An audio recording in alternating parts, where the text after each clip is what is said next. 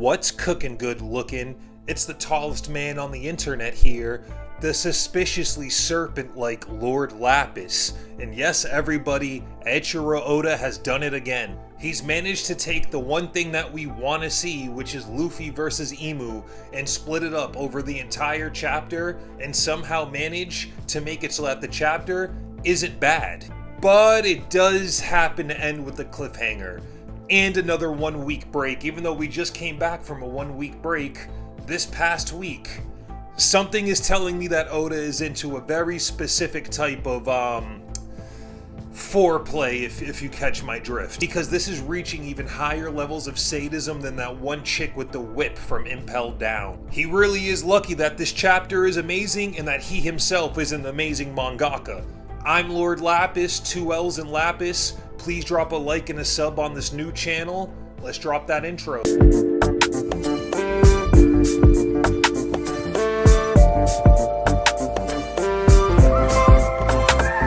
So yeah, Luffy is actually screwed. This entire time, I, like everybody else, have been saying to myself, like, maybe he'll literally imagine his own way out. Like, it's Gear 5, maybe he'll just think of something.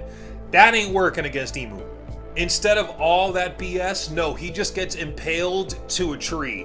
And not in a normal One Piece way of like, oh, well, you know, it's an anime, he'll be alright. No, there's no second guessing it. Luffy is getting skewered in this chapter. Like, multiple, like, swords and axes stabbed through his chest. Like, he's gonna have some new scars aside from that X from when Ace got turned into a donut. And this is what I was hinting to in the intro about Oda splitting things up. We get Luffy getting impaled. We get him about to get stabbed again. And then we cut away to go check on something else. What are we checking on? Well, Jinbei, of course. But not before we see Usopp get some actual love for once. Remember all the way back on Dressrosa? Literally, we're going on like 500-600 chapters at this point. Yeah, well, towards the end of that arc, Usopp finally got his first actual clutch moment in the series, and he basically unlocked observation haki so he could snipe Sugar, one of Doflamingo's henchmen, from all the way across Dressrosa like twice. He did it twice. It was actually really, really impressive. But he did that, and let's give him some benefit. Let's say like chapter 700, right? Chapter 750. 400, 500 chapters later, it's like Oda forgot this guy had observation haki because Usopp hasn't used it since, man. Usopp is obviously the most useless Straw Hat.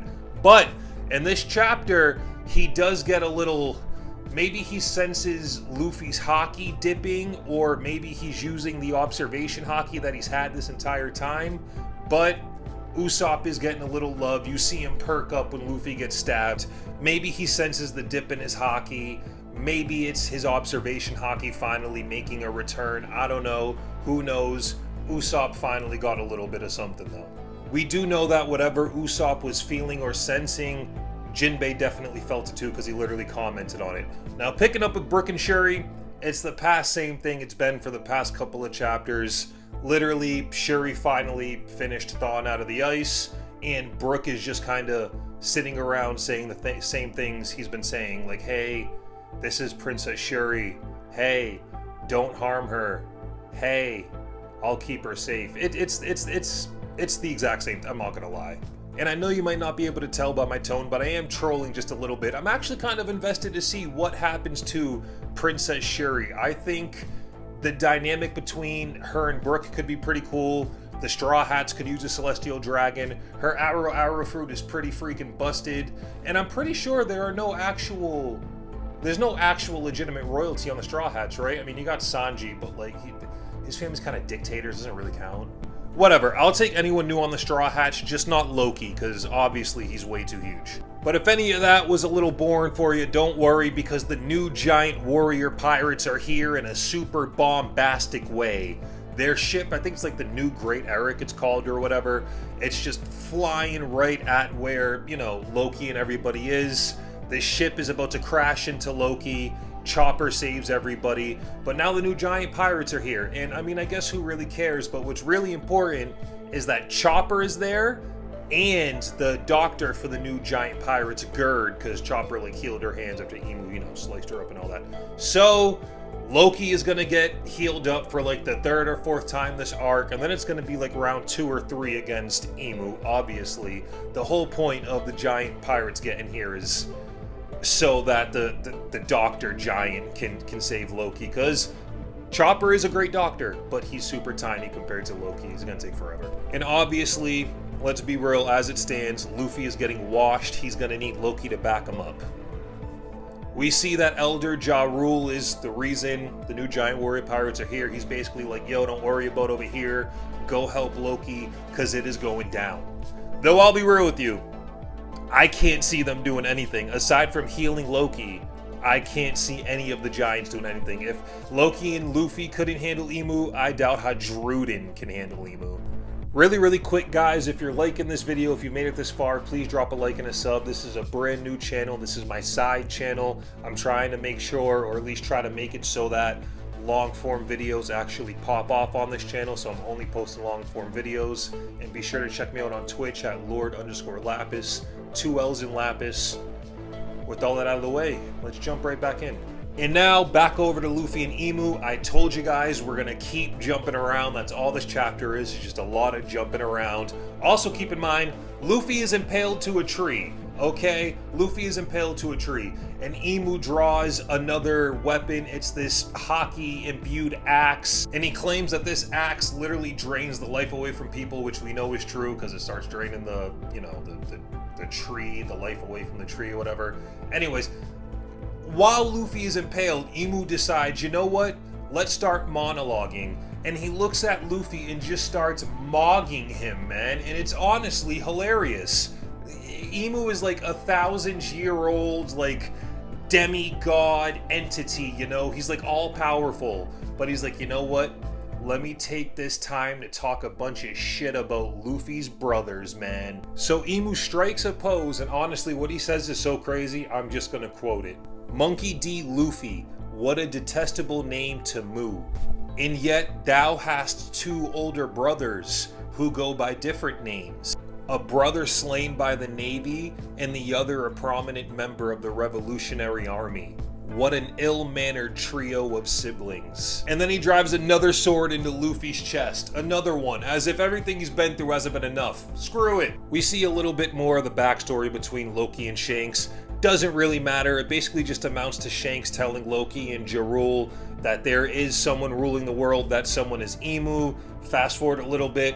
Loki doesn't take the advice. He tries to go out. Shanks beats his ass because he doesn't want him dying to Emu, though that does happen off panel. We haven't seen that yet. The fight will probably be insane though. Okay, we get what I'm assuming supposed to be like an inspirational panel, but it turned out to be really hilarious, of Druden, the Loki's little brother, or bigger brother rather, saying that, oh, I'll help take care of Emu. What the hell is Druden gonna do that Loki couldn't do? Give me a break. Everyone aside from, you know, these guys are still doing the same thing they were doing at the beginning of the chapter. Brooke is still talking to Shuri. Ragnar is still being super cute. Somehow Nico Robin is there now. I honestly don't know how. Whatever, who cares? Little back and forth between them, and then right back to Luffy and Emu. And yes, Luffy is still hanging tight. Badumts. And while still impaled, Emu is preparing another super evil weapon, you know, whatever. All while Zoro and Sanji are having their trouble with Saint Summers and Saint Killingham, who also are powering up and revealing new weapons, but you know, they're gonna lose eventually, let's be real. Also, the swords that Emu has been using are the original 20 swords from the original founding families of the world government, like 1,000 years ago or something like that. Honestly, I don't really care. I'll be real. I just want to see Emu do some cool stuff. I don't really give a shit about that, but it's you know, you might as well mention it. Emu goes to make a final slash at Luffy, and again, I'm still surprised he got beaten so badly. Luffy got hit. He got turned out for real. And then mid-slash, right before he dies, Luffy gets saved, but by who? The left wing of the Pirate King, Scopper Gabon, and the death flags are waving. Scopper Gabon is an old man from like 3 generations ago.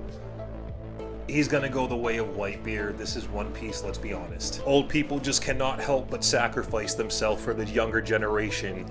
in One Piece. But let me know if this video was a W or an L. Did I leave anything out of it? How cooked is Luffy versus how cooked is Scopper Gabon?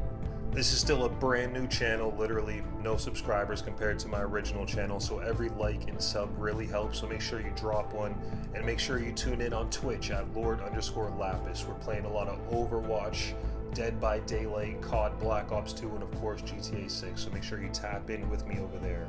With all that said, let's drop that outro.